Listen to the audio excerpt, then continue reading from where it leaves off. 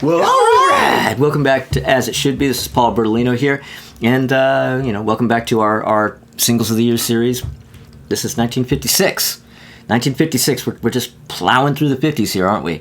And, as in case for the uninitiated, I didn't really explain this in the last episode, or even really in the first one. What we're doing is we're listing our top 5 favorite singles of the year. That didn't have to be a big hit. It didn't even have to be in the Hot 100.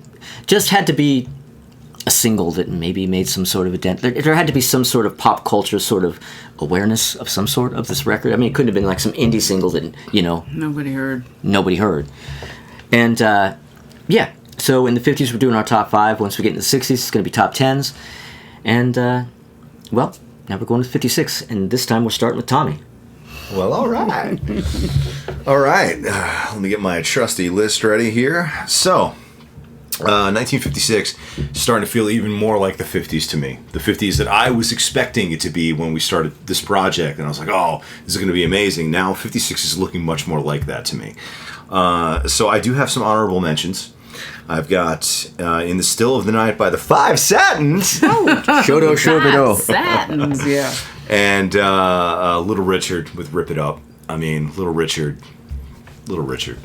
I mean, Little Richard. So let's Rip get It Up is merely a runner-up. Well, hold on now. I take exception to this. Will you just have some I take patience, exception sir? to this. Patience, good sir. Okay. Because my number 5 is Little Richard with The Girl Can't Help It. Okay, all right. Little Richard right here. I mean, if you don't fuck with Little Richard, then you don't know what the hell you're doing. I mean, Little Richard, you cannot overstate the importance of Little Richard in the 50s. No. I think you kind of have him looking like a devil on the back I mean, cover of this record. This guy... He was the architect of rock and roll, as he would tell you. But that's no bullshit. No, it's not. The man was incredible. So at number 4, The Dells, Oh What a Night. Number 3, and this found its way into my heart because of Dirty Dancing. I must admit. Uh-oh. Mickey and Sylvia, Love is Strange. Oh. Come on, you had to have known that I was going to be bringing the Tommy Von Voigt to the proceedings. Of course, yeah. That's why I'm here. Yes. Number 2, Church Bells May Ring by the Willows. I did tell you last time how much I fuck with doo-wop. Doo-wop is right here. The Willows. I don't know this track. Oh, fantastic. That's a good song. Fantastic. You know it, yeah. I do know that song, yeah. And my number 1 from 1956, there could not be another song in the number 1 slot when this song came out in this year. Frankie Lyman and the Teenagers, Why Do Fools Fall in Love? Come at me. Yeah. Yeah, that's a solid list. Okay. All right, so Crystal is next. All right, so here's my list for 1956. And let's see. My number 5 is My Prayer by the Platters. I love that song. It's so good. My number 4 is Be Bopalula by Gene Vincent, which I mean, how can you go wrong with that? You really It's a can't. good greaser song. I love it. Yeah. My number 3 is Long Tall Sally by Little Richard. Because Little Richard. Little fucking Richard, that's why. Little fucking Richard. My number 2 is You've Got the Magic Touch by the Platters. Again, Platters, you can't go wrong with the Platters. And my number 1, even though I'm sick of hearing it, and it also reminds me of Happy Days in the worst possible way, is Blueberry Hill by Fats Domino. Oh yeah, that is reminds forever a Happy Days song. Yes. It is forever a Happy Days song. Everybody, it's a forever Happy Days song. And if you know Happy Days, you know why it's annoying, and I hate it because of that, pretty much. I love Happy Days. That's my list. I don't like Happy Days. We are going to have a whole episode where we just discuss We have to discuss Happy Days. Happy Days therapy episode. Happy Days therapy. Yeah. Well, Yeah. Did you always hate it? Did you watch it in the 70s and hate it? No, I hated it just on the radio, and then Happy Days really made me. Oh no, I'm sorry, not the song, but I mean, I'm just talking about your feelings about the show. Oh, did Happy you Days? always hate it, I've or did you always start to hate it? No, I've hated it from the beginning, from the very first episode. Well, now wait a second though. A song that you have hated for a long time, you put it at number 1 on your list.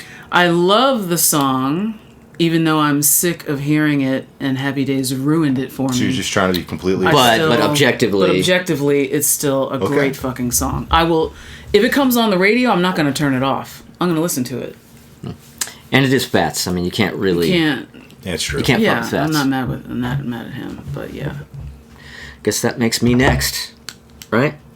That is correct. All right. Well, now I had to do a little bit of an on-the-fly messing with my list here because my runner-up is now on the list, and somebody has been demoted.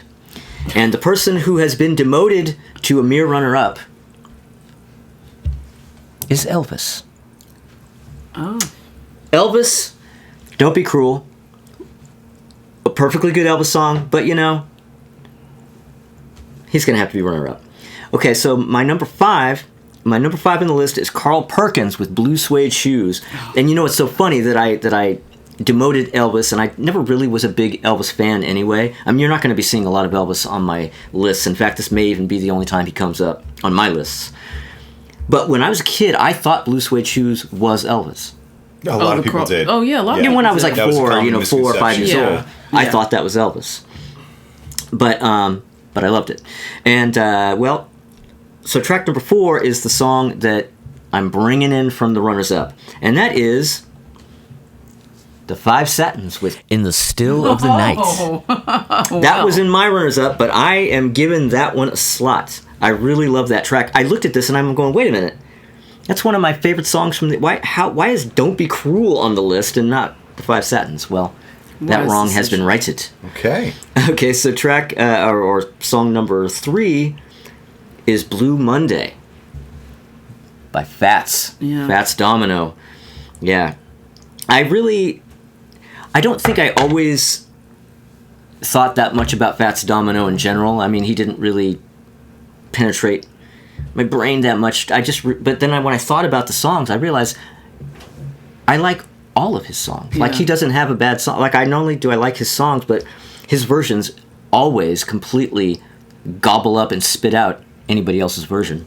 Whether it's Cheap Trick or whether it's Pat Boone. Yep. I don't care. But that's quite a spectrum there. Yeah, yeah. Cheap Trick to Pat Boone. yeah. And no stops between. Yeah. Yeah. That's an express train. That's an express train. So my number 2 is I Walk the Line by Johnny Stash. Nice. By Johnny Cash, yeah. Now that is also an early song that I really liked as a kid too, because that single was at my grandma Bertolino's place, and that was just a record that I used to listen to a lot. But my number one is the song that rightfully should be number 1. And you know what? It's actually a twofer because it's an A and because it's a double A side as far as I'm concerned, and that is Rip It Up / Ready Teddy by Little Richard. That shit is number 1. I mean, that is the hardest, most balls out screaming rock imaginable. I mean, just think about 1956. I'm surprised that shit wasn't illegal. People wanted it to be. I mean, seriously, that was like, for 1956, that was like Motorhead. Yeah. You know what I mean? That was Slayer. Yeah. Yeah. You're exactly No, right. people don't realize in the 50s, Little Richard was the freaking truth. Yeah. Yeah. I mean, seriously. And Right. then to see him jammed in those weirdo movies. I can't think of it. Is it called Rock Around the Clock? That black and white film? There was There's several of them, Yeah. but there's one of them where it's like it's a bunch of these white kids at a ski lodge or something. And, it's like, oh, let's sit around the fire and have roast marshmallows. And then Little Richard comes out with his big baggy pants at a piano and sings Rip It Up. And they're all like, Do we like this? I think we do. Are we supposed to like this? yeah, it's great. And then, and with like the full orchestration behind him, but he's just at a piano. You're hearing Barry sax. It's just like, Rip It Up. And then he walks off. And then, it's like, oh, Jenny loves Craig or something.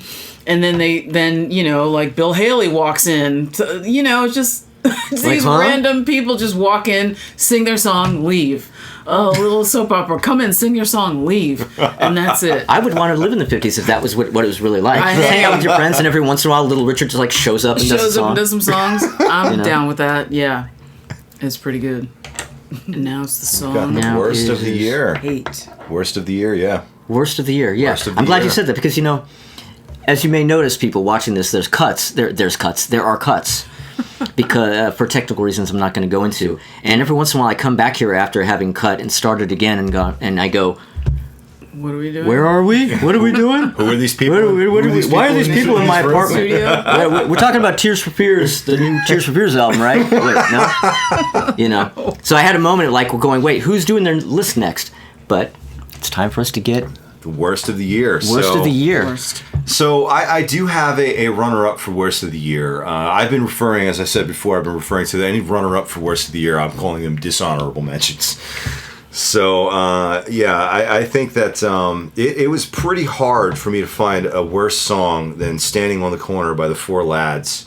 The 4 You lads. gotta. I mean, on you the have to corner. you have to put the work in to manage to beat out "Standing on the Corner" by the Four Lads for being, I don't know, maybe the whitest record released that year. I mean, "Standing on the Corner" by the Four Lads, I feel like would be, played at a Hitler Youth rally somewhere in Kansas. Honestly, Yeah. yeah. So, but Or there maybe is- they'd be opening up with the crew cuts. Then Right. maybe so. But there is a song that is worse than that in 1956, and that would be Pat Boone with Tutti Frutti. And my explanation for that, I think I just wrote blah, blah, blah, racism, etc., etc. I mean, well, I don't know. Do I really need any more of an explanation Yeah, than that? I mean, it's a terrible record any way you slice it. So, yeah, racism. Yeah, That's so bad. exactly. It's terrible. All right, so Oh, it's me. So I have 2 worst songs. Tutti Frutti by Pat Boone. of course. Of course, Of course. And my second one is Hound Dog by Elvis Presley. Oh, Thank you. You waking nothing but a hound. I hate it. It's such a stupid song. It's, Yeah. The original version, I love. This cover, I hate. I hate it. Yeah. Yeah, you're not going to get any fight from me on that. In fact, Elvis, boy, does Elvis even make an appearance? My gosh, I'm not sure Elvis even makes an appearance on any of my charts. I was kind of over Elvis before I even started, so Yeah. you're not going to get an argument from me. Yeah. Yeah, I mean, Elvis, I think, was only, spent that brief minute on my list before being demoted only Yeah. because I couldn't come up with anything else. And then, yeah. There you go. So, my least favorite of the year, I actually have 2, but I realize now that I have 3 because there was one that completely got past me, inexplicably, and the one that got past me was Pat Boone doing Tutti Frutti. In fact, honestly, that should just be number 1. But what I have listed here is Doris Day doing Que Sera Sera. I mean, Yeah. But I have a soft spot for that song. fuck that shit. And Nervous Norbus doing the Ape Call. Oh my god! That's god awful. But you know what? Even though it wasn't on my list, I also give it to Pat Boone because fuck Pat Boone. Honestly. The Ape Call. Yeah. I mean, Yeah. wow, you went deep. Yeah. Okay.